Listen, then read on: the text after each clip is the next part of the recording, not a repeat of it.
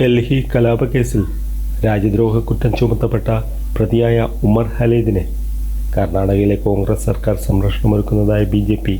ഉമർ ഖാലിദിനെ മഹത്വവൽക്കരിക്കുന്ന തരത്തിലുള്ള പൊതുപരിപാടിക്ക് ബംഗളൂരുവിൽ അനുമതി നൽകിയതിനെതിരെ കടുത്ത പ്രതിഷേധവുമായി BJP നേതൃത്വം രംഗത്തെത്തി. Umar Khalid and his world എന്ന പുസ്തകത്തിലെ ഭാഗങ്ങൾ വായിക്കുന്നതിനും ചർച്ച ചെയ്യുന്നതിനുമായി സംഘടിപ്പിച്ച പരിപാടിയാണ് വിവാദത്തിലായത്. പരിപാടിയിൽ രാജ്യവിരുദ്ധ നിലപാടുകൾ ചർച്ച ചെയ്യപ്പെടുമെന്നാരോപിച്ച് BJP സിറ്റി പോലീസ് കമ്മീഷണർക്ക് പരാതി നൽകിയിരുന്നു. എന്നാൽ പൗരന്മാരുടെ എതിർപ്പുകൾ അവഗണിച്ച് പ്രാദേശിക അധികാരികൾ പരിപാടിക്ക് അനുമതി നൽകിയെന്ന് BJP വക്താവ് ഷെഖ്സാദ് പൂനവല്ല കുറ്റപ്പെടുത്തി. കോൺഗ്രസിനെ ആന്റി നാഷണൽ കോൺഗ്രസ് എന്ന് വിശേഷിപ്പിച്ചാണ് BJP വിമർശനം ഘടിപ്പിച്ചത്.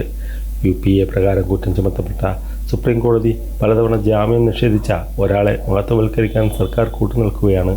ഒസാമ ബിൻ ലാദനെ ജി എന്നും ഹാഫിസ് സയ്യിദിനെ സഹാബ് എന്നും വിളിക്കുന്നവരാണ് കോൺഗ്രസുകാർ. രാജ്യവിരുദ്ധ ശക്തികൾക്ക് തണലേകുന്ന കോൺഗ്രസ് പ്രധാനമന്ത്രി മോദിയെ ഭീകരനെന്ന് വിളിക്കുന്നു. പൂനമല്ല പറഞ്ഞു. കേരളത്തിൽ ഹമാസിന് വേദിയൊരുക്കാൻ ഇടതുപക്ഷം ശ്രമിക്കുന്നത് പോലെയാണ് കർണാടകയിൽ കോൺഗ്രസ് പ്രവർത്തിക്കുന്നതെന്നും അദ്ദേഹം കൂട്ടിച്ചേർത്തു. 2020 ഡൽഹി കലാപത്തിന് പിന്നാലെ ഗൂഢാലോചനയിൽ പ്രധാന പങ്കുവഹിച്ച വ്യക്തിയാണ് ഉമർ ഖാലിദെന്ന് BJP ചൂണ്ടിക്കാട്ടി. 53 പേരുടെ മരണത്തിനിടയാക്കിയ കലാപത്തിൽ ഖാലിദിനെതിരെ ചുമത്തിയ ആരോപണങ്ങൾ വിശ്വസിക്കാൻ ന്യായമായ കാരണങ്ങളുണ്ടെന്ന് നിരീക്ഷിച്ചാണ് സുപ്രീം കോടതി അദ്ദേഹത്തിന്റെ ജാമ്യ ഹർജി തള്ളിയത്. ഉമർ ഖാലിദിനെ പിന്തുണയ്ക്കുന്നതിലൂടെ കോൺഗ്രസ് അവരുടെ യഥാർത്ഥ മുഖം വെളിപ്പെടുത്തിയിരിക്കുകയാണെന്ന് BJP ആരോപിച്ചു.